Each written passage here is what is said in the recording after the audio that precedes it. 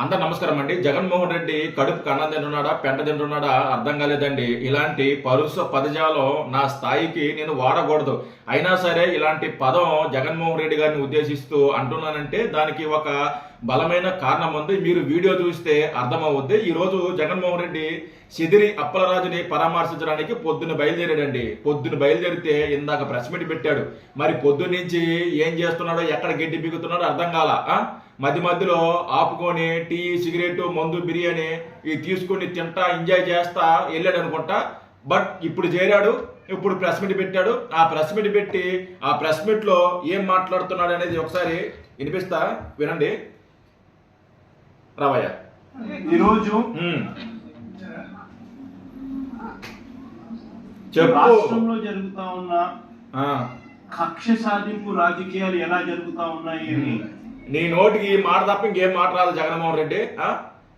ఏది చేసినా కూడా కక్ష సాధింపు. జనాలు ఏమన్నా పిచ్చోళ్ళ లేకపోతే జనాలని ఎర్రోళ్ళ? నువ్వు ఏది చెప్తే నమ్మేదానికి? సిదిరి అప్పలరాజు కక్ష సాధింపా? ఎవరు అలా అనుకోలేదే. కేసుని తారుమారు చేశారు, దాన్ని అరెస్ట్ చేశారు. దీంట్లో కక్ష సాధింపు ఏముంది? తప్పు చేశాడు కదా, ఆధారాలు ఉన్నాయి కదా, సాక్ష్యాధారాలు ఉన్నాయి కాబట్టి అతనికి రిమాండ్ ఇచ్చారు. కోర్టు చూస్తూ ఊరుకోదు జగన్మోహన్ రెడ్డి, గుర్తుపెట్టుకో. ఆధారాలు లేకుండా నువ్వు ఒక మనిషిని రిమాండ్కి పంపించు, జైలుకి పంపించు అని కోర్టు నువ్వు కోరితే కోర్టు ఒప్పుకోదు. ఆధారాలు పరిశీలిస్తుంది. వీళ్ళు చెప్పింది నిజమా కాదని ఆధారాలు పరిశీలించిన తర్వాతనే జైలుకి పంపిస్తారు. కక్ష సాధింపు ఏమన్నా దీంట్లో? చెప్పడానికి అర్థం పట్టడానికి ఈరోజు అప్పలరాజు ఉదాహరణ ఒక ఎగ్జాంపుల్ గా ఎప్పుడు కూడా చరిత్రలో నిలిచిపోతుంది. ఎందుకనంటే ఇక్కడ జరుగుతా ఉంది ఏంది, ఒక ఘటనను ఏ మాదిరిగా ట్విస్ట్ చేస్తా ఉన్నారు, కనీస మానవతా విలువలు కూడా లేకుండా మంచితనం అన్నదానికి పూర్తిగా పాత్రలు వేస్తూ మానవత్వం మంచితనం గురించి జగన్మోహన్ రెడ్డి మనమే మాట్లాడుకోవాలి. మంచితనం మానవత్వం గురించి. ఎవరైతే చనిపోయిన దానయ్య కుటుంబం ఆకలితో అల్లాడుతోంది, జగన్మోహన్ రెడ్డి నీకు మానవత్వం మనసుంటే ముందు వాళ్ళని పరామర్శించి వెళ్ళి వాళ్ళకి ఆర్థిక సాయం చేయి. నువ్వు వాళ్ళని పరామర్శించాలి. తప్పు చేసిన వ్యక్తిని తప్పుడు లంచకూడదు అనకూడదు మాట, క్షమించాలి. తప్పుడు వ్యక్తుల్ని కాదు నువ్వు సమర్థించాల్సింది, తప్పుడు వ్యక్తుల్ని కాదు నువ్వు పరామర్శించాల్సింది. తప్పు చేసిన తప్పుగా బలైన ఎవరైతే బలయ్యారో ఆ కుటుంబాన్ని పరామర్శించాలి. ఆ కుటుంబాన్ని పరామర్శించే దమ్ము లేదు నీకు. నువ్వు మానవత్వం గురించి, మనసు గురించి, నీతి నిజాయితీ గురించి నువ్వు మాట్లాడుతున్నావా? నీకున్న అసలు మానవత్వం? ముందు ఆ కుటుంబాన్ని పరామర్శించాలా? సరే, ఆ కుటుంబాన్ని అంటే నీ పరామర్శించలేదు పోనీ. నీ తోడబుట్టిన చెల్లి హాస్పిటల్లో ఉందండి జగన్మోహన్ రెడ్డి గారు. మీ తోడబెట్టిన చెల్లి హాస్పిటల్లో ఉంది, ఆవిడని పోయి పరామర్శించు. లేదా ఆవిడ గురించి ఒక ట్వీట్ అయ్యి తోడబెట్టిన చెల్లికే నువ్వు పరామర్శించలేదు, ఆవిడ ఎలా ఉందో కనుక్కోలేదు. తప్పు చేసిన వ్యక్తిని నువ్వు సమర్థిస్తున్నావు, జైలుకి వెళ్ళి పరామర్శిస్తున్నావు. ఇంతకంటే దౌర్భాగ్యం అయితే ఇంకేదైనా ఉంటుందా? నువ్వు మానవత్వం గురించి మాట్లాడుతున్నావు జగన్మోహన్ రెడ్డి.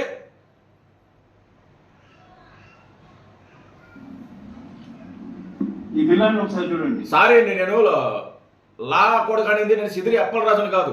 తప్పు చేసిన లా కొడుకుల్ని సమర్థించుకుని వస్తావు నా ఉద్దేశం అదనమాట. Okay, I was 18 years old. మొన్ననే నీట్ రాసినాడు, ఒక నెల కిందట నీట్ రాసినాడు. 18-year-old బాయ్ నెల కిందట నీట్ రాసి వాళ్ళ నాన్న మాదిరిగానే తాను కూడా ఒక మంచి డాక్టర్ కావాలని పడతా ఉన్న వయసు అది. ఓకే,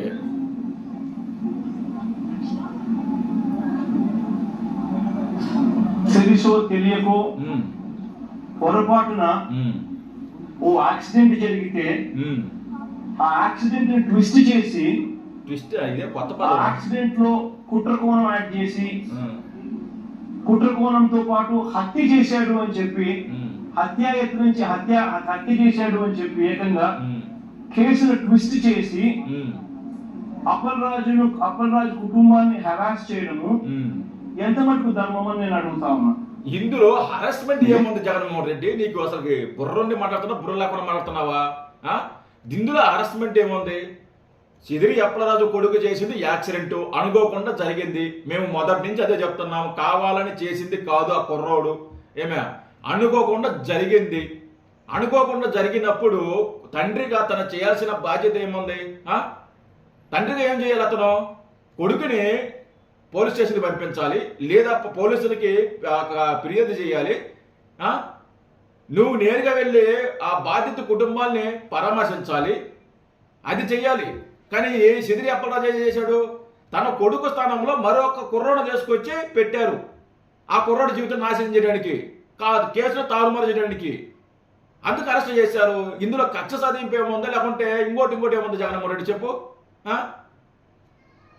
అడుగుతా ఉన్నా, 80 ఏళ్ళ వయసు వస్తా ఉంది చంద్రబాబు నాయుడు.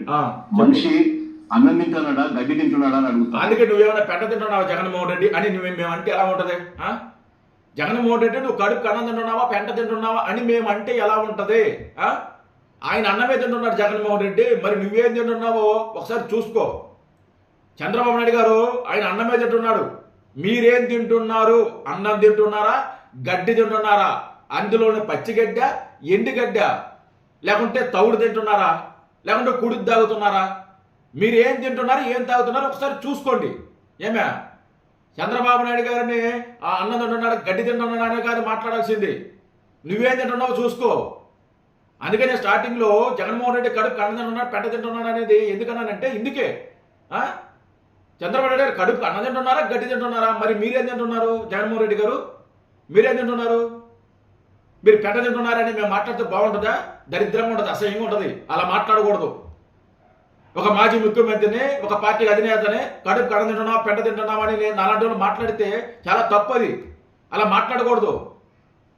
మీరు చంద్రబాబు నాయుడు గారిని కడుపు అన్నం తింటున్నారా, గడ్డి తింటున్నారా అన్నారు కాబట్టి మీ ఎగ్జాంపుల్కి నేను ఆ మాట వాడాల్సి వచ్చింది. లేకుంటే మీ గురించి నేను అలా వాడను.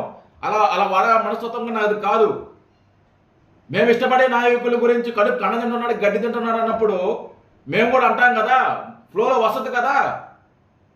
కడుపు అన్నం పెడ జగన్మోహన్ రెడ్డి అని అంటారు కదా. సిగ్గుంటారు జగన్మోహన్ రెడ్డి మాట దానికి. రాష్ట్రానికి ముఖ్యమంత్రి, మీ తండ్రి వయసు అంటే ముఖ్యమంత్రి గౌరవం ఎవరు? కనీసం వయసు కన్నా మర్యాదేవయ్యా, మీ తండ్రి వయసు అయ్యా. ఆయన అనుభవంతో లేదు నీ వయసు. జగన్మోహన్ రెడ్డి ఆయన పట్టుకొని కడుపు కన్నం తింటున్నావు, గడ్డి తింటున్నావు అని అడుగుతుంది. సిగ్గుండాలి జగన్మోహన్ రెడ్డి ఇలా మాట మాట్లాడడానికి. అబ్సల్యూట్లీ రాజకీయాలను ఒక నీచమైన స్టేట్ లైఫ్ తీసుకొని పోవడం ఇది. చంద్రబాబు నాయుడు గారు నేను అడుగుతా ఉన్నా, చేసింది యాక్సిడెంట్ లో మరణించిన ఆ వ్యక్తి, యాక్సిడెంట్ లో గొర్రెలు కాబట్టి మరణిస్తే దాన్ని రాజకీయం చేసేందుకు చంద్రబాబు నాయుడు ఏం చేసినాడు? పాఠశాలదని యాదవ్ మంత్రిని పంపిస్తాడు ఇక్కడ. పాఠశాలదని ఒక యాదవ్ మంత్రి ఇక్కడికి వచ్చి ఈడ ర్యాలీలు చేస్తాడు, కులాల మధ్య చిచ్చు పెట్టేదాన్ని. ధర్మమేనా ఇది? మనం అసలు నువ్వు నీతులు మాట్లాడుతున్నా జగన్మోహన్ రెడ్డి, నాకు బూతుల్లా వినిపిస్తున్నా జగన్మోహన్ రెడ్డి. నీతి నిజాయితీ గురించి, కుల రాజకీయాల గురించి, మత రాజకీయాల గురించి, ప్రాంతాల రాజకీయాల గురించి నువ్వు మాట్లాడుతుంటే నాకు బూతుల్లా వినిపిస్తున్నాయి. దయచేసి అలాంటి మాటలు నువ్వు మాట్లాడబాకు. నీకు మాట్లాడే నైతికత నీకు లేదు.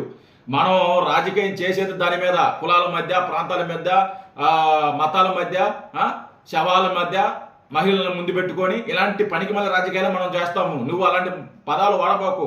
జనాల్లో అసహించుకుంటున్నారు అలాంటి పదాలు వాడితే. నువ్వు ఏ పక్కన మత్స్యకారుడే కదా, అంటే ఈ నీళ్ళు కొట్టుకొని కావని అయినా అంటే ఏం తప్పు చేసినాడు పిల్లోడు? ఒక యాక్సిడెంట్ జరిగింది, పొరపాటున జరిగింది. పొరపాటు జరిగిన దానికి నిజంగా మనుషుల్లో ఎవరైనా ఉంటే వీళ్ళతో వాళ్ళతో ఇద్దరితో కూర్చోపెట్టుకొని పొరపాటు జరిగిందమ్మా, కాంపెన్సేషన్ ఇంతకన్నా ఇంత ఎక్కువ ఇస్తామమ్మా, మీ కుటుంబాన్ని పూర్తిగా మేమే అన్ని రకాలుగా చూసుకుంటామమ్మా అని చెప్పి వీళ్ళతో భరోసా ఇప్పించాం. ఎవరు జగన్మోహన్ రెడ్డి?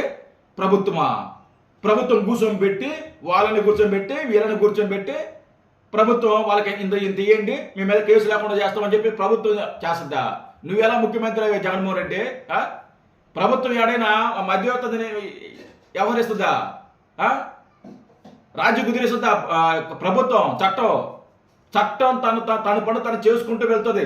తప్పు చేసిన వాళ్ళకి ఆ తప్పుకు తగ్గ శిక్షలు పడతాయి, అరెస్ట్ చేస్తారు. ప్రభుత్వం చేసే చట్టం చేసే పని చట్టం చేస్తుంది. ఒక మనిషిగా చేయాల్సింది మీరు చెయ్యాలి, ప్రభుత్వం కాదు.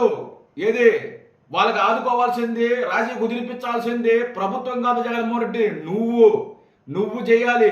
నువ్వు జరిగిన ఘటన జరిగిన వెంటనే నువ్వు సిదిరి అప్పలరాజుకు ఫోన్ చేసి, అప్పలరాజు ఏదో జరిగిపోయింది, అనుకోకుండా జరిగింది కదా, సరే ఆ కుటుంబానికి దగ్గరికి వెళ్ళు, నువ్వు అర్జెంటుగా ఆ కుటుంబం దగ్గరికి వెళ్ళి ఆ తల్లితో ఆ భార్యతో మాట్లాడు. మా కొడుకు వల్ల ఇలాగా జరిగింది, ఒక అన్యాయం జరిగింది, మీ భర్త మరణించారు, మీ భర్తను మేము తీసుకురాలేము, కానీ మీ కుటుంబాన్ని మేము ఆదుకుంటాం, మీకు ఆర్థిక సహాయం చేస్తాం, భవిష్యత్తులో మీకు ఎలాంటి కష్టం రాకుండా మేము చూసుకుంటాం, ఎలాంటి కష్టం రాకుండా మేము చూసుకుంటాం, మీ పిల్లల్ని మేము చదివిస్తాం అని మీరు అసలు ఆ కుటుంబానికి భరోసా ఇవ్వాలి. కొద్ది రోజుల తర్వాత జగన్మోహన్ రెడ్డి గారు కూడా వస్తాడు, మిమ్మల్ని పరామర్శిస్తారంట.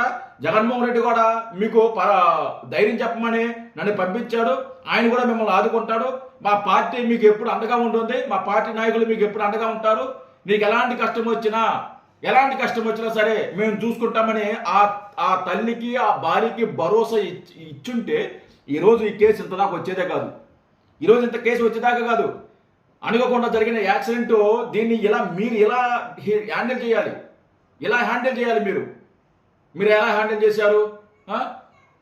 ఇంట్లో కూర్చొని ఆవిడగా 1 లక్ష రూపాయలు ఇస్తా, ఆవిడ భార్యని మా ఇంటి పనికి రమ్మాను. ఎంత గర్వం జగన్మోహన్ రెడ్డి. ఒక మనిషిని చంపేసి ఆ కుటుంబ సభ్యులు అవమానిస్తారా? 1 లక్ష రూపాయలు ఎవడు ముక్కులో పెట్టడానికి 1 లక్ష రూపాయలు? ఏం చేసుకోవడానికి 1 లక్ష రూపాయలు? ఒక ప్రాణం విలువ 1 లక్ష రూపాయల? 1 లక్ష రూపాయల జగన్మోహన్ రెడ్డి?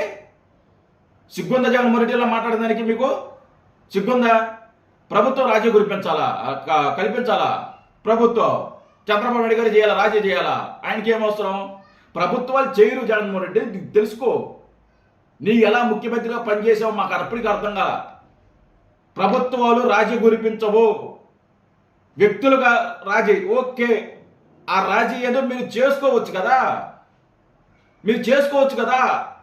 ఘటన జరిగిన వెంటనే ఆ తల్లిదండ్రులకు భరోసా ఇవ్వగలిగితే ఎంత బాగుండేది జగన్మోహన్ రెడ్డి. మీరు అది కదా చేయాల్సింది. తప్పు చేసిన వ్యక్తిని పరామర్శించడానికి వచ్చావే, ముందు పరామర్శించిన ఎవరిని జగన్మోహన్ రెడ్డి? ఆ బాధ్యతరాలు కదా పరామర్శించాల్సింది, ఆ భాగ్యులను కదా పరామర్శించాల్సింది, వాళ్ళకి కదా నువ్వు భరోసా ఇవ్వాల్సింది, వాళ్ళకి కదా నీకు ఆర్థిక సాయం చేయాల్సింది, వాళ్ళకి కదా వాళ్ళని నడి రోడ్డు మీద పడేసి ఈరోజు సిదిరి అప్పలరాజుని పరామర్శించడానికి వెళ్ళి నువ్వు ప్రభుత్వం మీద బురద చల్లే ప్రయత్నం చేస్తున్నావంటే నీకంతా నీలాంటి నీచుని నేను ఎక్కడ చూడాల. నా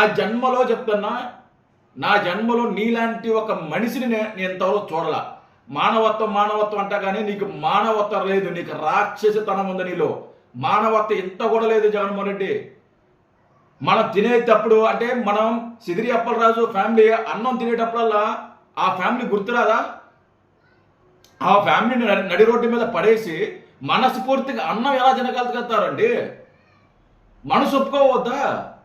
మనుషులం కదా మనందరం. అభాగ్యులకి ఎంతో కొంత సహాయం చేస్తే కొంత నా పాపాన్ని మనం కడుక్కోవచ్చు కదా. మనం అన్నం తినే ప్రతిసారి ఆ దానయ్య గారు ఆయనే గుర్తొస్తాడు. ఒక మనిషిని చంపేసి అంత మనశ్శాంతిగా అయితే సామాన్య ప్రజలు ఎవరు ఉండరండి. మీలాంటి మూర్ఖులు రాక్షసులు తప్ప మానవత్వం ఉన్న ఏ మనిషినా సరే ఆ కుటుంబం నడి రోడ్డు మీద ఉంటే మనస్ఫూర్తిగా ఒక ముద్ద కూడా తినలేరు, తెలుసా? ఒక ముద్ద కూడా తినలేరు. నేను ఎక్కడో పేపర్లో చదివా, ట్రైన్ కింద ఒక వ్యక్తి పడిపోతే ట్రైన్ కింద సూసైడ్ చేసుకున్నాడు. ఎవరైతే ఆ డ్రైవర్ ఉన్నాడో ఆయన తప్పు కాదు, ఆయనకి సంబంధం లేదు, కానీ ఆయన నా వల్ల ఒక మనిషి చనిపోయాడు, నేను ఒక మనిషిని చంపేశాను, నేను ఒక మనిషిని చంపేసిన అని ఆయన్ని బాధపడి రిజైన్ చేసి ఎవరైతే చనిపోయారో వాళ్ళ కుటుంబం దగ్గరికి వెళ్ళి క్షమాపణ కోరాడు. నేను ఎక్కడో పేపర్లో సంథింగ్ ఎక్కడో విన్నా, కరెక్ట్గా ఎగ్జాక్ట్గా గుర్తులేదు నాకు. మీ కొడుకు మీ బిడ్డ నా ట్రైన్ కింద పడ్డాడండి, నేనే డ్రైవ్ చేస్తున్నాను, నాకు అసలుకి ముద్ద దగ్గర తింటుంటేనే మీ కొడుకే గుర్తొస్తున్నాడు అని చెప్పేసి జాబ్కి రిజైన్ చేసి ఆ కుటుంబానికి క్షమాపణ కోరాడు. మానవత్వం అనేది అలా ఉంటుంది. మానవత్వం అంటే ఆ డ్రైవర్ది అతనిది మానవత్వం అంటే. అలాంటి మానవత్వం ఉన్న వాళ్ళు చాలా మంది మన దేశంలో ఉన్నారు. అందుకే మన దేశం కానీ మన రాష్ట్రం కానీ ఇంకా ముందుకు వెళ్తుంది. రాష్ట్రం అంతా దేశమంతా మీలాంటి మూర్ఖులు కనుక ఉంటే రాష్ట్రం ఎప్పుడో సర్వనాశనం అయ్యేది, దేశం ఎప్పుడో సర్వనాశనం అయ్యేది. మీలాంటి వాళ్ళు ఉండబట్టే ఈ రాష్ట్రం ఇలా ఉంది. మీరనక రాజకీయం చేయకపోతే రాష్ట్రం తొందరగా బాగుపడటం ఖచ్చితంగా బాగుపడుద్ది, కాకపోతే కొద్దిగా లేటుగా బాగుపడుద్ది. మీరు కనుక లేకపోతే తొందరగా డెవలప్ అవుద్ది రాష్ట్రం. సిగ్గుండి రాజకీయం చేయండి జగన్మోహన్ రెడ్డి గారు, సిగ్గు లేకుండా రాజకీయం చేస్తున్నారు. మీరేం మనుషులు? Thank you.